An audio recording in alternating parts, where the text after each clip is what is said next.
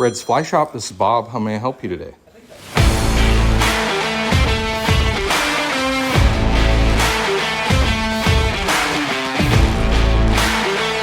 at that. Woo! What you're doing. If you're really wanting an extremely accurate dry fly rod, I mean, which I don't know who doesn't want an extremely accurate dry fly rod, look at a couple of those shorter weights like the 483 or the 583 to just make extremely accurate casts in that 30-foot range. But that was kind of the standout for us, was we hadn't paid attention to a lot of those shorter rods before, because we're biased a little bit because we do a lot of boat fishing. And sometimes in the boat, we want that longer rod for reaching out and mending across very large seams. But that doesn't apply to all anglers, especially the wade angler. So we casted a whole bunch of the rods. The lines we liked best were true to line weight rods, or close to true to line weight rods, like the Scientific Angler's Trout Standard was probably the most popular line match. I fished a RIO Gold the other day, which I liked, I'd say every bit as much, but you don't want to bump up into any of like the Scientific Angler's MPX or any of the heavier weighted dry fly lines. Want to stick very true to line weight. These rods tend to turn over really long leaders very well. That was part of the design and testing process. And after you've met the staff at Winston and you've seen how much fishing these guys do, and I'll plug in a little clip of me fishing very technical water to rising trout with this rod on the Beaverhead River. And we were on extremely long leaders, and they didn't point it out at the time, but it wasn't only until later that that was part of their testing process, was being able to cast 10 to 14 foot leaders with little dries and making sure that rod had enough finish to get those long leaders to turn over. So I thought that was really useful information. I would say it matched up with what my experience was prior. So we'll jump into the actual fishing review, but I wanted to say we did cast, after I filmed the fishing, we did go back and cast all the different models about 2 days later, and lots of favorite models amongst the staff in the Winston PURE 2. Joe at Red's Fly Shop here. Welcome back to the channel. Hey, like and subscribe. Everybody else asks to do that on their channels. I never do it, but I'd love for you to do it. We're gonna fish and review. It's not just gonna be one big sales pitch today. I will give you a few dry fly fishing tips on a rod that I'm really in love with. It is the newest rod in the Winston fleet, and that is the PURE 2 rod. Recently, I had the coincidental pleasure of visiting the Winston Rod factory in Twin Bridges, Montana with my family. Short of my daughter, who was at college and couldn't make it, but my boys and my wife and I got to tour the whole factory, and it was really, really special. And it just so happened they had just finished off their production first few production runs of the PURE 2, and we got to go fish it on the Beaverhead that night. Oh, they're rising like hell in this eddy right here, dude. I saw two fish come up simultaneously. All right, let me get them. You're gonna bomb them. Let me bomb them. Let me throw one with the crane. Oh, dude, they're feeding all over. You gotta let me throw this crane fly. Yeah, they're feeding everywhere in there. I'll fish down. Dude, there's so many feeding, I can't even tell if it's mine. Dude, just fish the, oh my God, damn, dude, that was a great freaking eat. Oh, there's another one. Hang on, gents, we're hooked up, we're hooked up. Oh, he ate it right there.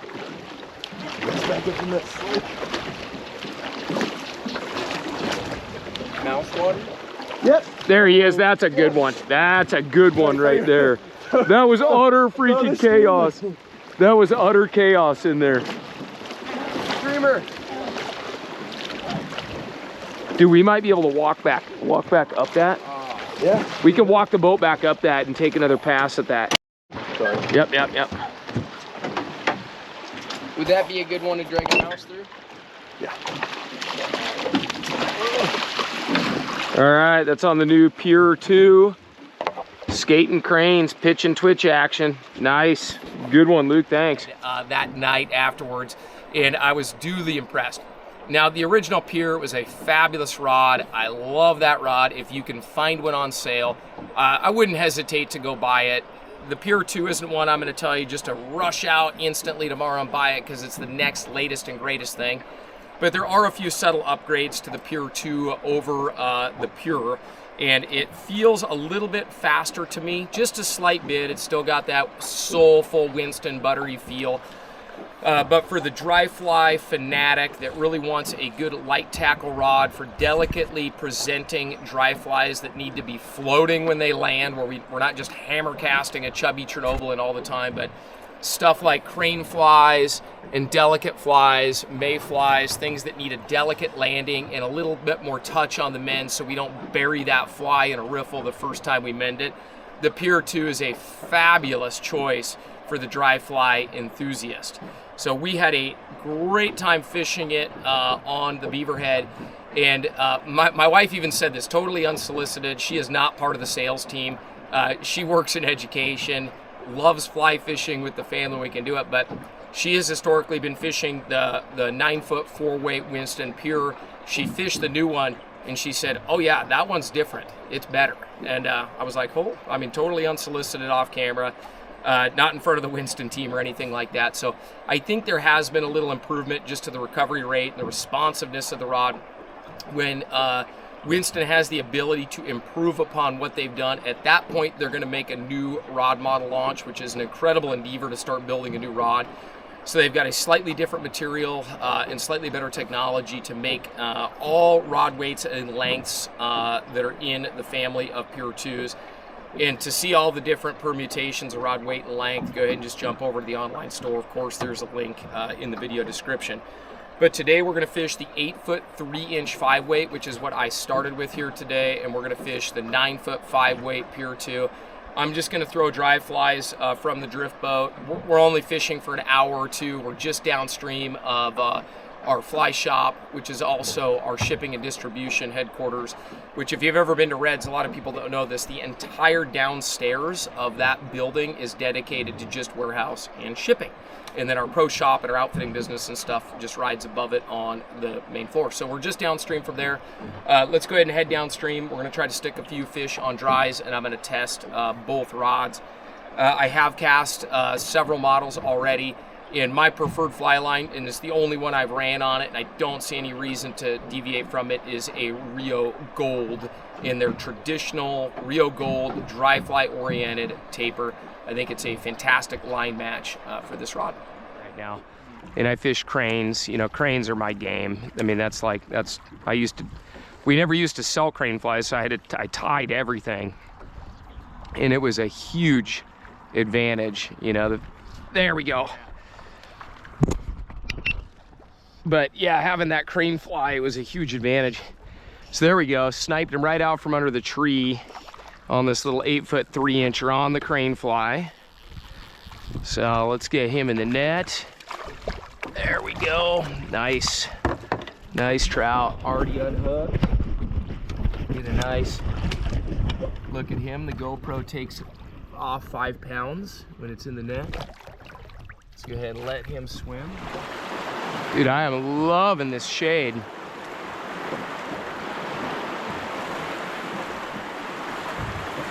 So yeah, we're gonna go, oh, there we go. Nice. On the little twitchy twitch. That's great. Trev, let's pull into this back eddy. All right, here we go. Got him. Drives me nuts as a guide watching people just smash a fly against the wall. If you hit it once in a while, that's okay. But what you really want to do is just land that fly with a little splat, like it dropped in off the wall. Just give it a little nudge, so a little stop cast. All right, so I put about an hour on the little 8-foot 3-inch 5-weight Winston. I wanted to review this rod because it's kind of an old school configuration of a shorter 5-weight rod. Who is this rod for? This rod is for the angler that is not maybe going to be exclusively on big Western style streams like this, mid-sized streams, small streams where a larger fly may need to be thrown, or you're hooking larger fish.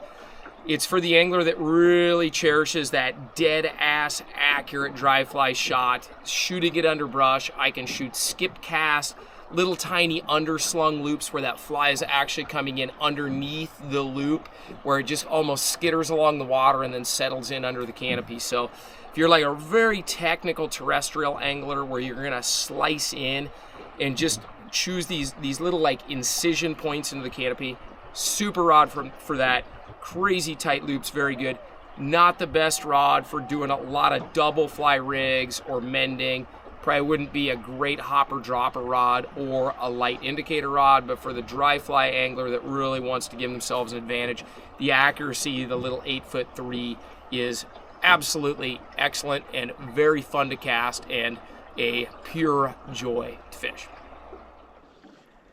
So I'm just gonna keep fishing this bank, and I'm trying to slice my little caddis in up, you know, as close to the bank as I can without getting neurotic about it. But I will say, like, I've got a number 10 chubby Chernobyl on there, pretty common fly in a caddis, and I've got a total leader length of close to 9 feet. And the rod is a little bit sluggier with the hopper dropper than I would prefer. It'll do it. It's great at reasonable distance, say 20, 30 feet. Once I get to 30, 40 feet, it definitely gets a little bit bogged down for line speed. And more so than anything, what I notice is if I want to throw these real hard hooks, you know, like hook being like reach casts, I want to bring those in with a lot of velocity, especially if there's any wind at all. And I would probably, if my primary game was a hopper dropper or a 2-fly rig, I probably would choose a different model.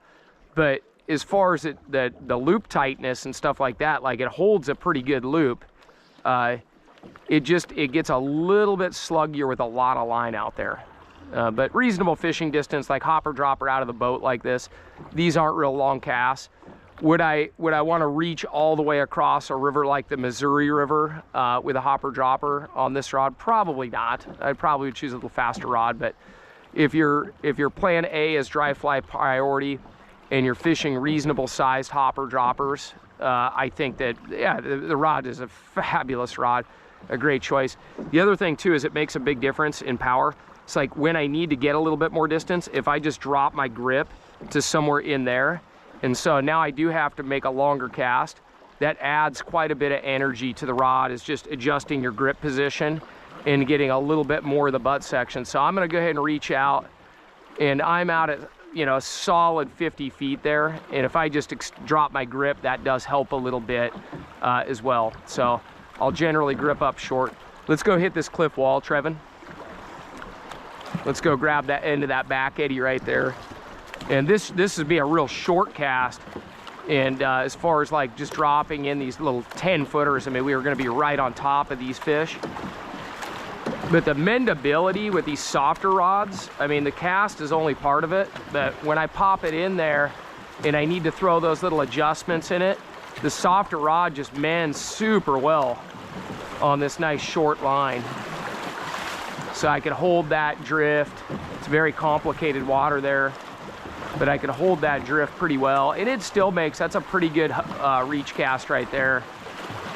But when I need to mend line and feed line and do all that stuff to just kind of hang on to the last few seconds, I mean, even that I was able to feed it out gently without disrupting the float. So there's some things that are offered by like these more kind of softer, more moderate action rods other than casting. It's not just about making the casting fun and that kind of stuff, but like even right now, I am mending the crap out of that thing, and that fly is wandering exactly where it wants to.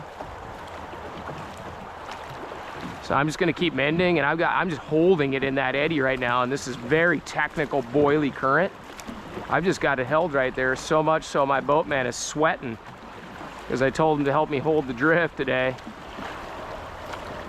But yeah, like lots of flex. I mean, that little mend right there is just delicious. Look at that, man. I'm holding it way back in under that brush. Wow.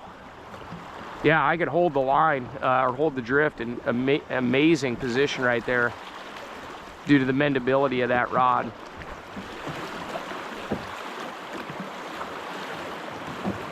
Good rowing, Trevin. There he is. Ah, oh, right as I was mending, he just picked my pocket, man. I was just mid-mend, kind of caught with my pants down, so to speak, and that thing just tugged it. Okay, pretty accurate. Good for these real short casts out of the boat. We'll discuss more later, but a little sluggy once I got 30 feet of line out there with the hopper dropper. There he is. Good hookup. There we go. Nice. Good, just like that on that little caddis larva.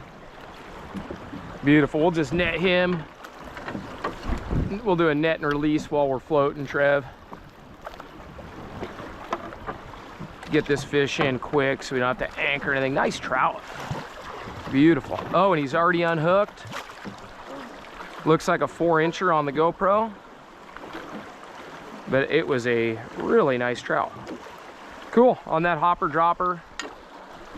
And look at that, we saved this pocket, dude. You're a hero, Trevin. Save that pocket for me right there.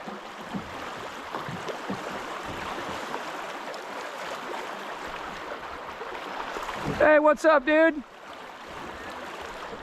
Dude, what's with the waders? You made of sugar? You're gonna melt if you stand in the water or what?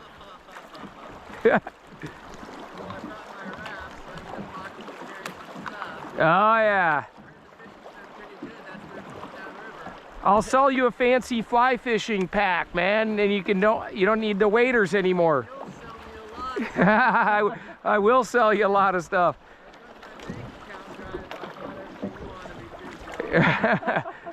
We'll put you on credit. How's that sound? 30-year payment terms, 18% interest. All right, good luck. Like that, because there's a delay from when you go to the crab stroke to grabbing a little water. I'd say the number one, like, you know, what, oh, come on. Come on, dude, did you see that fish? It was a freaking toad. Oh, God. He just came up and I mean, he made like 2 passes at it and I was like, I held my ground. I did not set when he was coming up and refused it the first time. And I felt like if I could just leave it in there, he would be back on it. And he did approach it again. And man, he wasn't quite fooled. He's maybe seen that one before. Okay, so I fished the 9-foot 5 weight second after the 8-foot 3-inch 5 weight, and the 9-foot 5 weight, you know, naturally a wonderful casting rod. I mean, it should be at this price. I mean, there shouldn't be a big surprise there. Oh, it casts real great. Wow. So a couple things that I note about the 9-foot 5 weight. It was a little underpowered for the big dry dropper stuff. I actually wound up running a number 8 chubby Chernobyl with a big mop fly and even a small streamer underneath just to see if it would do it. And it was fine at, you know, boat fishing distance of 20 to 30 feet, but definitely got a little bogged down, which I'm not surprised about, you know, once we got to that 30 plus foot range.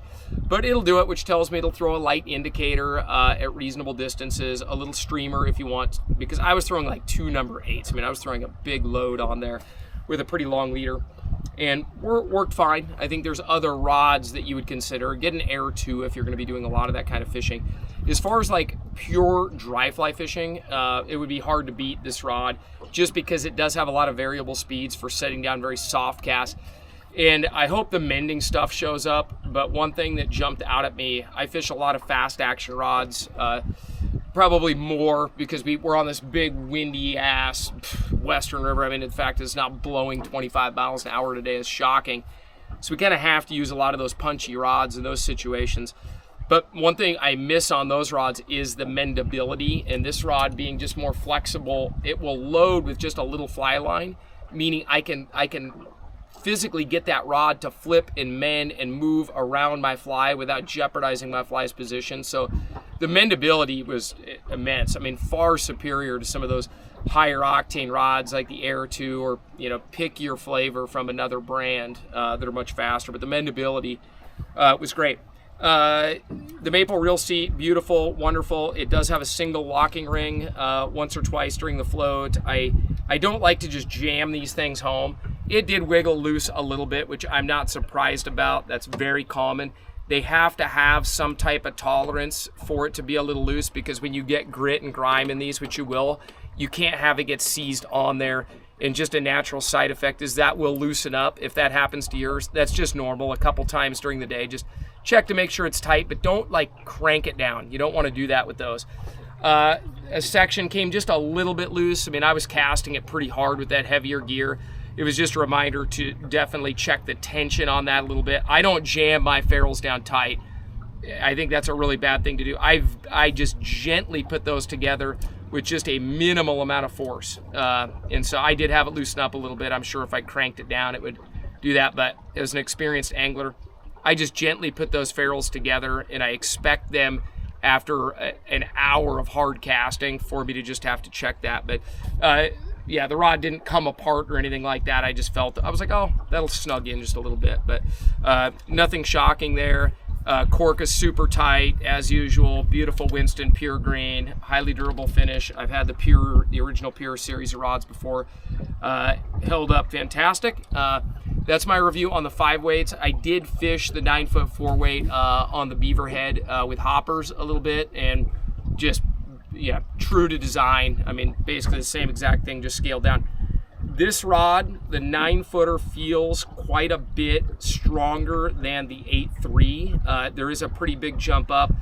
Big differences being more mendability for 2-fly rigs in big water, or you know, if you need to throw more open loops so that you don't snag up a 2-fly rig, the 9-footer is great. I've cast very few rods. I'll tell you, I have it put away right now.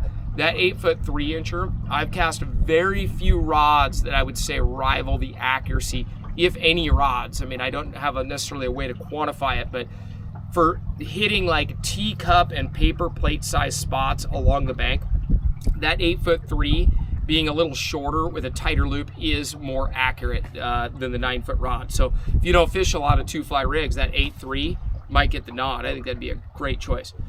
And then again, in summary, I'm not saying you need to run out and buy one of these tomorrow, but this rod's going to be built for a good number of years at Winston. So whenever you're watching this video, whether it's 2024 or 2028, who knows, this is a fabulous choice for a dry fly rod. We're going to sell lots of these over time to anglers that really cherish those dry fly experiences and really want essentially a custom built rod by a tiny place in Twin Bridges, Montana, that is pridefully building rods for you right now in a small workshop there. And the sense of ownership and pride that crew has is really cool. So I feel fortunate to have toured the factory like literally as this rod was coming out, and get to meet the folks wrapping these things, building these things, putting them together. You know, the fact that somewhere in Twin Bridges or Dillon, Montana, somebody in their home was wrapping this rod and putting it together, maybe in front of the television, maybe with their kids there. It is a custom-built U.S. rod that is very, very special after visiting it and visiting that factory and seeing how important every rod sale is to a small business like that, and that they are unapologetically prideful about what they do was pretty special. So if you're still watching, thanks for watching. I know that was a bit of a ramble, but that's my just overarching review of these 2 models in that Winston Pure 2 rod family.